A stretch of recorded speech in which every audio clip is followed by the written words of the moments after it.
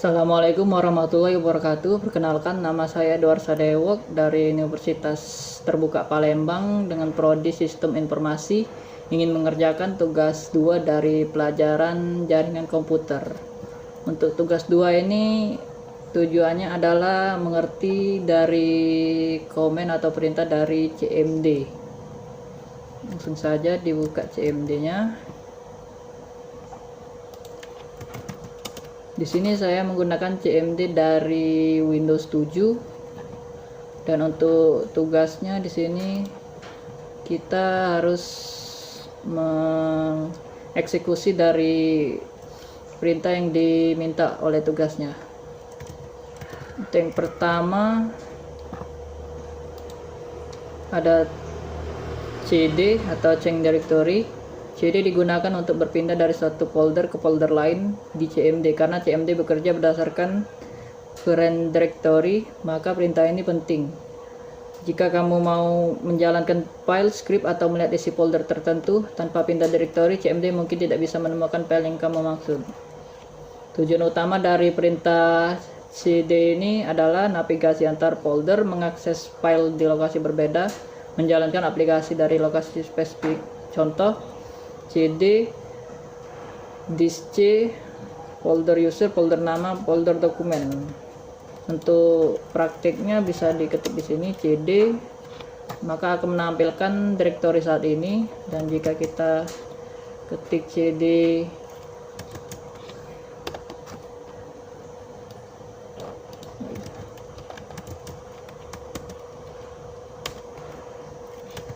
user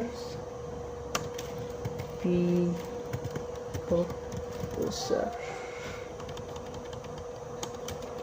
maka dia akan pindah directory dari pbox user menjadi user.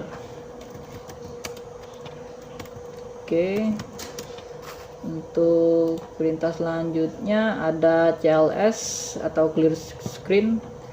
CLS adalah membersihkan semua teks yang terlihat di jendela CMD, tidak menghapus riwayat, hanya membersihkan tampilan agar lebih nyaman dan tidak penuh. Jadi tujuannya hanya membersihkan layar, tapi dari prosesnya masih ada tapi hilang saja gitu. Tujuannya adalah merapikan layar saat bekerja dengan output panjang, menghindari kebingungan ketika tampilan terlalu banyak teks. Contoh dari CLS seperti ini, CD, kita ketik CLS, maka akan bersih atau hilang dari tampilan. Satunya lagi perintah dir atau help. Untuk dir ada tambahan slash tanda tanya. Jadi tujuan dari slash tanda tanya ini adalah menjelaskan penggunaan lengkap dari perintah dir. Dir digunakan untuk menampilkan isi folder, dan slash tanda tanya akan menampilkan daftar semua parameter tambahan seperti slash w, slash p, slash a, dan lain-lain. Tujuan utama dari dir adalah belajar filter untuk menampilkan file tertentu, mengetahui cara menampilkan file tersembunyi atau sistem. Untuk praktiknya bisa diketik dir directory. Untuk panduannya kita bisa ketik dir slash tanda tanya, maka akan muncul panduan dari komen tersebut. Contoh seperti slash a akan menampilkan display files, atau B, C, tergantung sesuai kebutuhan. Lanjut ke IP config. IP config atau Internet Protocol Configuration adalah perintah ini menampilkan informasi jaringan dasar. Jika kamu ingin tahu IP laptopmu, koneksi apa yang aktif, atau gateway WiFi, command ini adalah pemeriksaan pertama. Tujuannya dari IP config adalah melihat alamat IP lokal, mengetahui adapter aktif, WiFi atau Ethernet, memeriksa apakah komputer mendapatkan IP dari router. Contoh dari IP config, maka akan muncul konfigurasi dari IP kita saat ini. Lanjut, selanjutnya adalah IP config /all. Jadi tujuan dari komen ini adalah penjelasannya adalah versi paling lengkap dari IP config, menampilkan informasi mendalam seperti MAC address, status DHCP, DNS yang dipakai, list time, IP versi 6, dan tujuan dari IP config /all adalah troubleshooting jaringan lanjutan, mengecek apakah komputer memakai DHCP atau IP statik, melihat identitas perangkat di jaringan. Contoh praktek adalah ipconfig/all. Jadi akan menampilkan seluruh konfigurasi secara lengkap dibanding dengan ipconfig sebelumnya. Untuk ipconfig juga bisa menggunakan tanda tanya ini. ipconfig/tanda tanya. Jadi adalah menampilkan semua opsi ipconfig. Sangat penting untuk belajar operasi jaringan seperti release, renew, plus dan s. Jadi jika kita ingin mengetahui fungsi dari ipconfig atau cara menggunakannya, bisa menggunakan /tanda tanya. Kita enter, jadi akan muncul semua panduan dan ini fungsi-fungsinya. Atau mau all, release, renew, plus DNS, register, display. Balik CLS.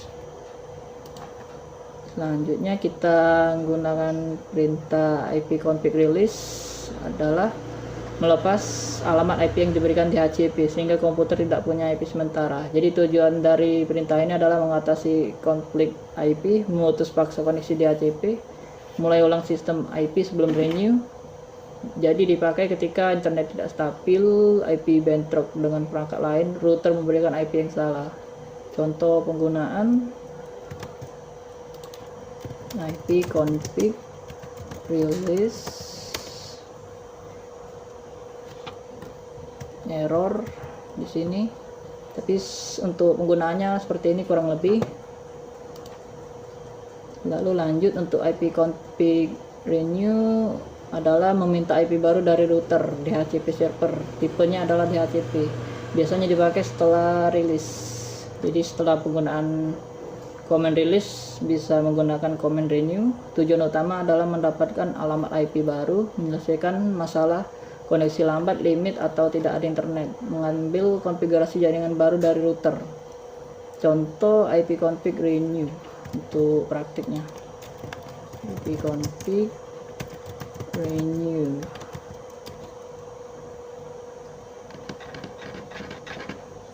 Maka akan langsung mendapatkan IP konfigurasi yang baru dari DHCP server. Lanjut ke display DNS. Untuk ipconfig display DNS adalah menampilkan daftar DNS chat yang tersimpan di komputer seperti domain yang pernah diakses, YouTube, Facebook, dan lain-lain. Tujuan utamanya adalah melihat daftar domain yang tersimpan lokal, troubleshooting DNS, menganalisis akses domain. Contoh prakteknya ipconfig display DNS, maka akan memunculkan tampilan seperti ini. Lalu lanjut kita menggunakan perintah ipconfig plus DNS. Penjelasannya menghapus seluruh DNS cache. DNS cache lama bisa menyebabkan website tidak terbuka, website pindah server tetapi masih diarahkan ke IP lama, error DNS drop DNS bad config. Jadi tujuannya memperbaiki akses web, menghindari konflik DNS lama, membersihkan data domain yang tidak valid. Kita praktek ipconfig plus DNS, berhasil. Selanjutnya setelah kita menggunakan plus DNS, kita bisa registrasi DNS yang baru. Penjelasan adalah mendaftarkan ulang informasi komputer ke server DNS, terutama di jaringan lokal LAN atau domain. Tujuan utama dari register DNS ini adalah memperbaiki masalah DNS pada jaringan perusahaan, mengupdate nama komputer di jaringan, memperbaiki kasus komputer tidak muncul di network discovery. Untuk prakteknya ipconfig register DNS, maka akan langsung melakukan request ke server ini. Lanjut ke perintah ping atau paket internet grouper adalah mengirim paket ICMP ke server atau IP untuk menguji apakah host hidup. Jadi tujuannya adalah mengecek apakah internet berfungsi, apakah website dapat dijangkau, dan mengukur latensi, diagnosa putusnya jalur di jaringan lokal. Contoh jika menggunakan ping google.com. Untuk hasilnya di sini bisa dipastikan bahwa jaringan kita saat ini online karena diterima semua receipt. Lanjut ke netstart atau network static. Untuk network static ini adalah menampilkan semua koneksi jaringan dan port yang sedang digunakan oleh aplikasi.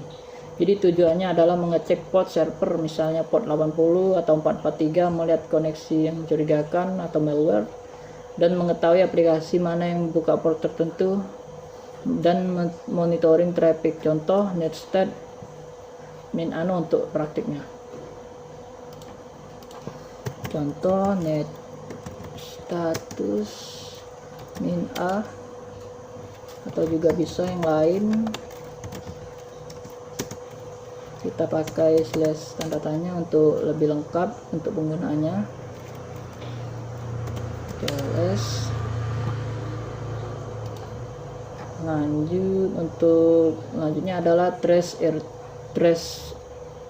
RT atau trace router, adalah menelusuri jalur paket dari komputer ke server, akan menunjukkan hop atau perhentian yang dilewati. Tujuan utama dari perintah ini adalah mengetahui lokasi gangguan jaringan, mengecek apakah masalah ada di ISP atau server, melihat rute internet. Contoh kita melakukan comment trace RT Google, trace google.com.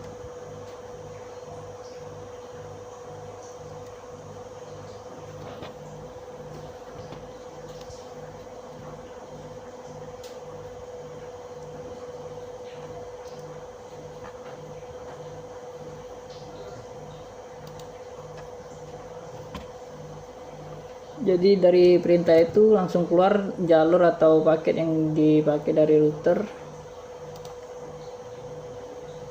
Seperti penjelasannya, menelusuri jalur paket dari komputer ke server, akan menunjukkan perhentian yang dilewati.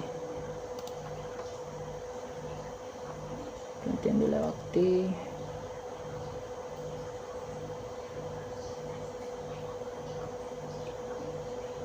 Maksimum 30 itu, tapi bisa dihentikan menggunakan Ctrl C agar waktu lebih singkat. Lanjut ke pad ping atau gabungan dari pad tambah ping tool. Penjelasannya adalah gabungan perintah ping dan trace RT, namun dengan informasi lebih lengkap seperti persentase paket loss di setiap perhentian. Tujuan utama dari komen ini adalah diagnosa jaringan tingkat lanjut, memastikan apakah ada jalur yang mengalami kehilangan paket, dan mengukur kualitas jalur internet, bukan hanya delay. Contoh penggunaan perintah ping google.com.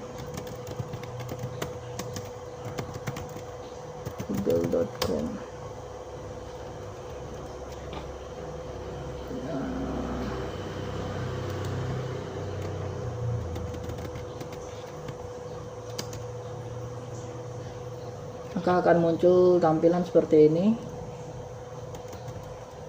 Saya stopkan dulu untuk mempersingkat penjelasan.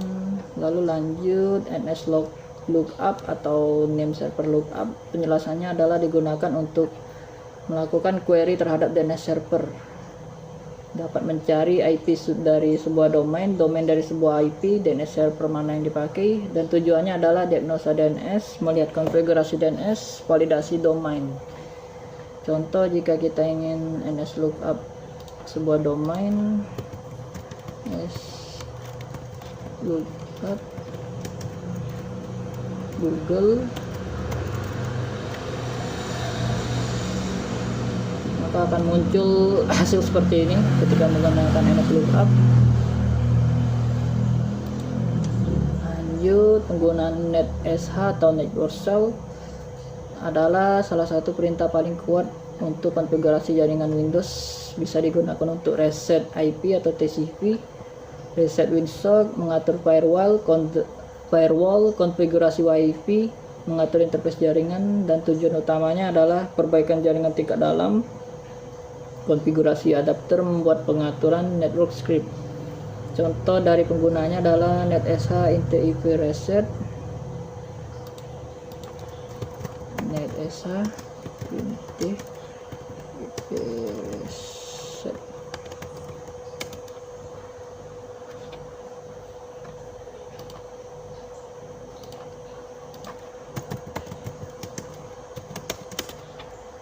Di sini komennya ini gagal, tapi untuk panduannya bisa dilihat dari sini.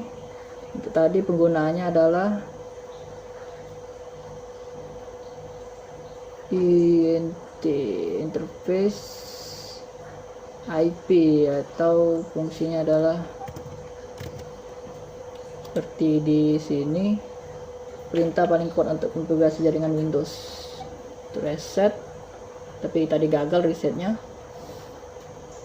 Lanjut ke routing table control adalah menampilkan atau mengatur routing table jalur paket internet. Routing table menentukan kemana paket internet diarahkan. Tujuannya adalah diagnosa routing, mengatur jalur lalu lintas secara manual, dipakai oleh admin jaringan atau network engineering. Contoh blueprint.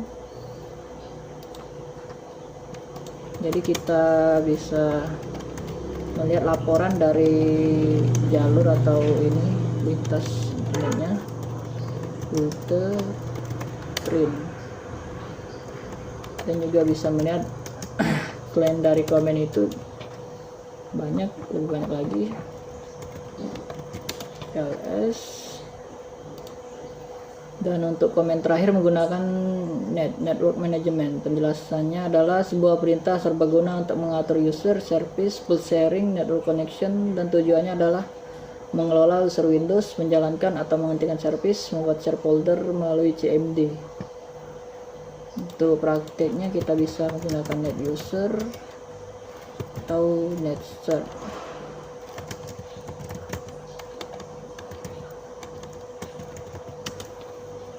Dan net stop.